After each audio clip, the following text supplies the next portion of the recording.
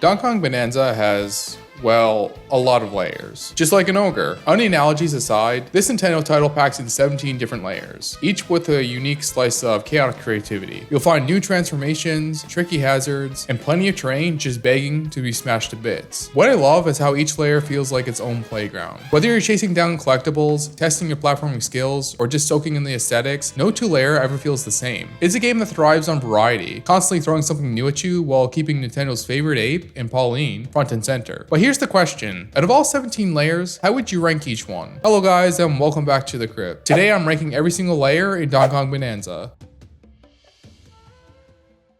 Number 17, The Divide. The Divide is, well, divisive. Quite literally. It's a very small layer with only some bananas scattered around, and there ain't any fossils to collect here either. The main purpose is simple. This is a branching point where you choose which layer to tackle next, the freezer layer or the forest layer. Pro tip though, if you want to avoid backtracking for a particular banana and freezer, pick forest first. Visually, there isn't much to say. The aesthetic is mostly the same void look you see in challenges. That said, one cool touch is that each pathway reflects the design of the layer it leads to, which makes the transition feel less bland. The problem is that the divide layer feels kind of pointless. No matter which path you choose, you're still forced to complete both layers to progress. So the choice doesn't really matter. The one generally neat mechanic introduced here is the switching terrain, where destroying it will fill the other space. It's a creative idea, but overall, the divide ends up feeling more like a filler than a proper layer. Number 16, the Junction. The Junction is a void layer like the divide. It's a place where the two split pathways from that layer finally come together. Here you confront Void Kong and his employees, which Void Kong quickly escapes. You can talk to Bayonetta Kong, who, funny enough, won't fight you because she doesn't work unpaid overtime. Damn, you got to respect the work-life boundaries. Excellent!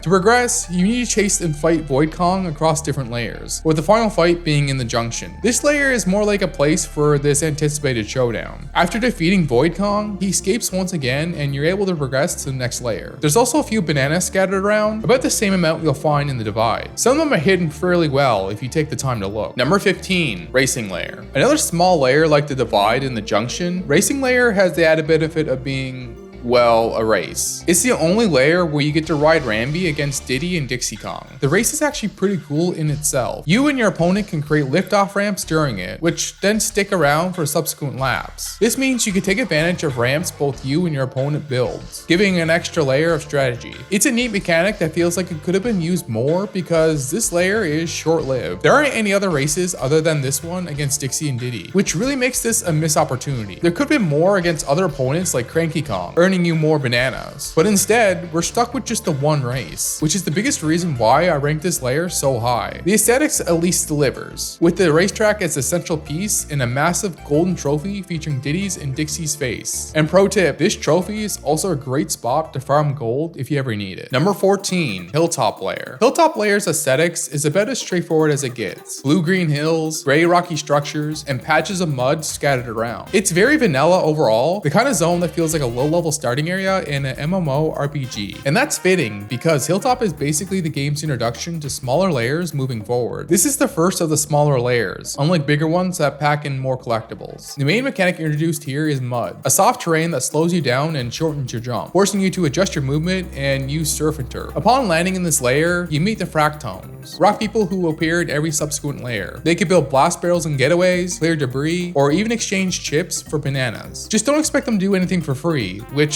honestly, I can respect the hustle. Hilltop also marks the debut of all shops, the stuff shop, chip exchange, and outfit shop, all which carry into other layers. Overall, it's not difficult, but that's intentional. Hilltop exists to set the foundation for smaller layers ahead. Number 13, Lagoon Layer. While Hilltop introduces smaller layers, Lagoon Layer sets the foundation for the bigger ones. This is the first real layer that feels like a proper level, with collectibles to grab and semi-open world design that encourages exploration. The theme is clear, a lagoon full of water, yellow grass, white rocky terrain, and green metal structures like pipes and girders. There are monkeys here too. Are they part of the Kong family? What's the continuity here? The intro to this layer also reminds me of Tears of the Kingdom, with DK falling through the sky towards the yellow grass terrain below. Lagoon introduces the Kong transformation, which is incredibly useful for punching through terrain and enemies, and it's my go-to for getting collectibles. Outfits also fit the Lagoon aesthetic. Pauline's overalls and fishing gear blend perfectly with it. This outfit was easily my most used one for Pauline Pauline because it increases the sonar range during Bananza, making hunting for collectibles easier. Finally, Lagoon gives us our first boss fight, where we meet Void Kong, Grumpy Kong, and Bayonetta Kong. In true Nintendo fashion, this first boss is a pushover and finished in about a minute, serving more as an introduction than a real challenge. Number 12, Forest Layer. Forest Layer is the better choice between this and Freezer Layer, mainly because you get the ostrich transformation here, which is needed to collect a single banana in Freezer Layer. This transformation shines in Forest Layer, making use of upward wind currents to traverse long gaps and glide around. The aesthetic is exactly what you expect: towering trees to climb, lush greenery, and plenty of hazards, including spiky vines wrapped around trees and that pop out from the ground. Compared to previous layers, the difficulty ramps up here, with poison and spiky hazards everywhere. Some collectibles even require careful thought and navigation to grab. Ostriches occupy this layer, including a massive egg-shaped hotel made from a giant egg. Seriously, which one of those ostriches crap that out? The Elder? Unique to this layer are the seeds. Throw one and you have a vine bridge across poisonous water. As for the boss, it's a plant that creates terrain you need to get across to reach it, making for a memorable but easy fight. Number 11, Tempest Layer. Tempest Layer is a noticeable jump in difficulty compared to previous layers. The stormy theme immediately sets the tone, with rain and thunder, blue rocky terrain, and contrasting patches of yellow lava. The inhabitants here are elephants, some with ironically tiny umbrellas. There's also a hot spring, though given the weather, I imagine it doesn't see many guests. Hazards are definitely more punishing in this layer. Lightning strikes, dripping lava from the roof, and lava everywhere to keep you on your toes. The elephant transformation is a standout here. It lets you suck up terrain, store it, and throw it. The terrain collected is also useful for the zip lines as well. With fully upgraded skills for the elephant transformation, you can clear massive amounts of terrain, which is crucial for navigating through lava. The boss fight is also unique. The first fight ends with the boss fleeing underground. Once you defeat them again, he flees further underground. In the final fight, he's more challenging to defeat, further adding to the difficulty of this layer. Enemies similar to the boss also appear here as well, requiring you to throw terrain at their wings to ground them. Yet another good use for this layer's transformation. Number 10, Radiance Layer. Radiance Layer gets its name from the glowstones scattered throughout it, which radiate light to solve puzzles, expose collectibles, and lighten dark areas. The main objective here is to restore the sun's light, which, once completed, unlocks more collectibles to grab and makes the layer even feel more alive. The standout addition here is the snake transformation, which controls like Rattly from the DKC games. This transformation adds a lot of verticality, letting you spring upwards with huge leaps and, once upgraded, pull off a double jump for even more height. It's a fun and useful transformation to use, especially when the transformation song is a bop.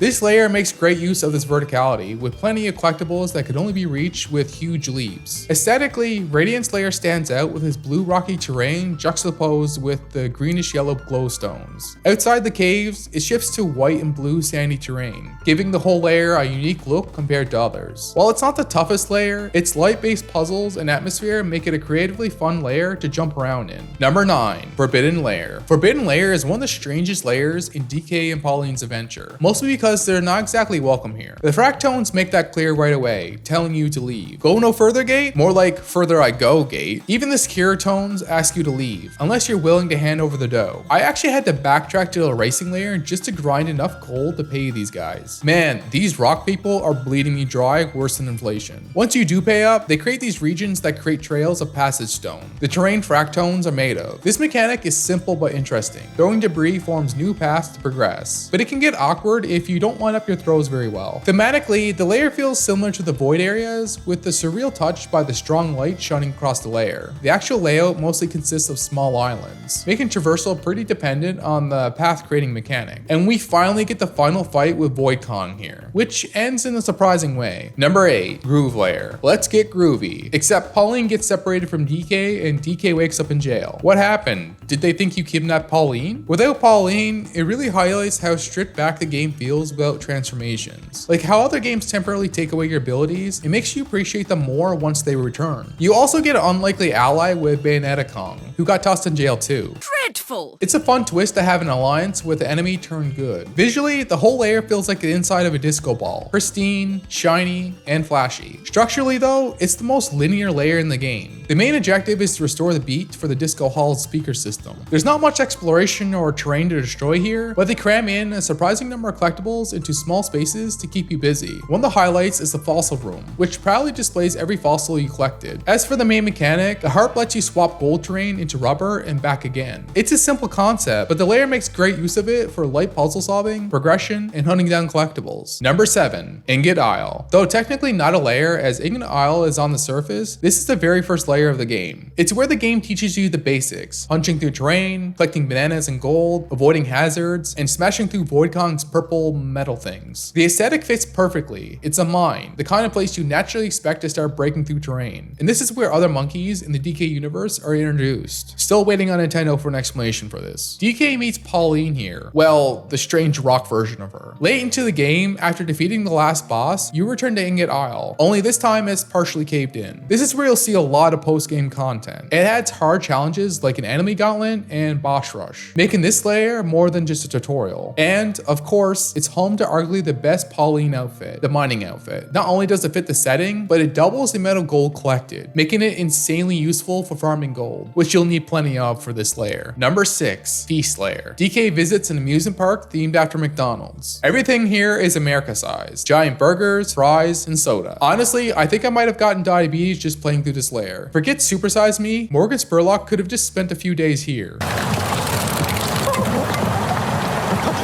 Jokes aside, this is one of the last layers, so it throws nearly everything at you. You'll use most of the transformations to traverse upwards wind tunnels, for parts that require verticality, getting through lots of destructible terrain, and sucking up a lot of terrain. The main goal here is to hit burger switches to create an absolutely massive burger in the middle of the layer, which lets you progress into the sublayer once completed. The attractions themselves double as platforming challenges, forcing you to climb, dodge, and navigate your way to those burger switches. A lion-shaped Ferris wheel serves as the centerpiece, and the entire layer is stitched together with a minecart track that's like a roller coaster. Unique goopy acid enemies add a fresh twist here, since they can only be killed with salt terrain. This terrain is also needed for grabbing collectibles in the goop. Even the boss ties neatly into this terrain mechanic, requiring you to chuck salt at him to burn away the goop and make him vulnerable. It makes for the most creative boss fights in the entire game. Number 5, Freezer Layer. An icy cold layer with lava bubbling underneath in the sublayers, the Freezer Layer nails the hot and cold aesthetic. It instantly reminds me of Shiverburn Galaxy from Super Mario Galaxy. The first sublayer is exactly what you expect if someone looked inside a freezer and said, yeah, that could be a level. But seriously, who thinks that? I look inside my freezer and think, oh yeah, here's a broke single guy who lives alone. And strangely enough, zebras are here. I guess they decided the savannah was too warm for them and moved to Canada. Like the forest layer, this layer ups the difficulty. The sublayers especially force you to be patient, with lava everywhere. The new transformation here is the zebra, which lets you sprint across crumbling surfaces and even water. It's useful, but I hardly use it in my playthrough. Oh, and here's the boss. You throw snow at him and he doesn't like that. Number 4, Resort Layer. Not a difficult layer overall, the Resort Layer feels more like a summer vacation than a challenge. It's small and similar in size to Hilltop, but definitely more fun to play through. The theme is obvious. An island resort complete with sandy beaches, crystal clear water, reefs, rocky islands, and palm trees. There's even a giant watermelon sitting at the center of the level, along with oversized fruit scattered around. Honestly, this layer gave me Super Mario Sunshine vibes, but without that game's lack of polish. You will always be the black sheep Mario Sunshine. This layer is also where the lift train is introduced. When picked up, it carries DK upward, and you'll need it to reach floating islands and the top of the giant watermelon. Scaling these islands to reach the top of that watermelon and destroying it is a fun capstone for this relaxed and well-themed layer. Number 3, Canyon Layer. Welcome to the Wild West. Cowgirl outfits, dusty terrain, and even a cold betrayal from Dutch. But what about the bananas, Dutch? Okay, maybe not that last part. Still, this layer nails the cowboy vibe. The aesthetic is a canyon mixed with industrialization. Reddish rock terrain, minecarts everywhere, smokestacks designed like giraffes, and the industrialized refinement of bananas. This is easily one of my favorite layers, mostly for the cowboy vibes. The layer is separated into islands that are connected using minecarts, making for a unique way to stitch it all together. And at the heart of the layer is a mountain with Void Kong's face carved into it. Inside is where you'll battle Grumpy Kong and gain access to the sublayer. The sublayer is areas lean even harder into the industrial side. Raw material islands connected with minecart tracks, a vanadium refinery, and more minecart traversal. What makes it stand out is how you can toss explosive terrain while riding minecarts to grab collectibles. As for the boss, unfortunately, he's a pushover and not worth discussing. Number 2, Landfill Layer. I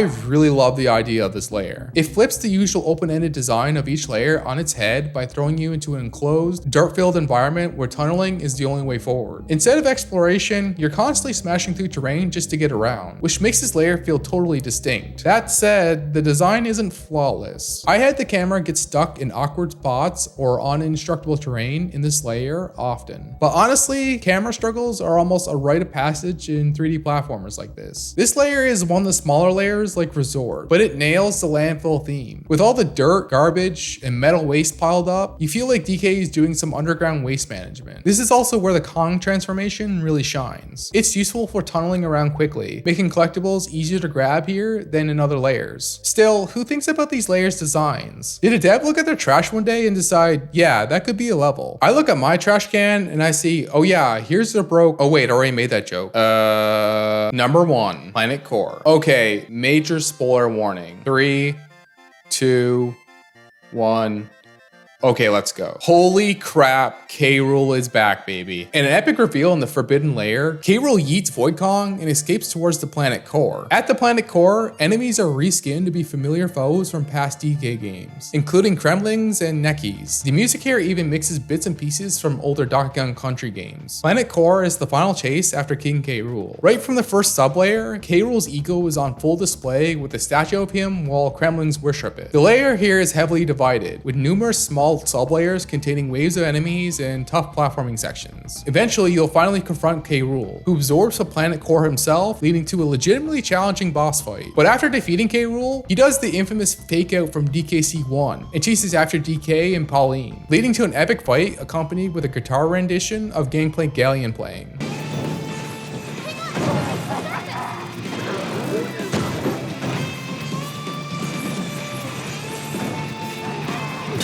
When you reach the surface, you're in New Donk City, giving some continuity between this game and Super Mario Odyssey. Still waiting on that explanation from those monkeys though. Here is the proper final showdown with an even beefier K. Rool. With his defeat though, that's DK Bananza beaten. Easy to say, nostalgia always wins me over. In this layer, just wins. And that's every single layer in Donkey Kong Bananza ranked. Did you agree with my list, or are you going bananas? Let me know in the comments down below. Also, be sure to subscribe if you'd like to see more ranked list videos in my upcoming 100% completion video on DK Bananza. And if you ever want to chat, I have a Discord server in the description. But as always, thank you guys so much for watching, and I'll see you in the next one.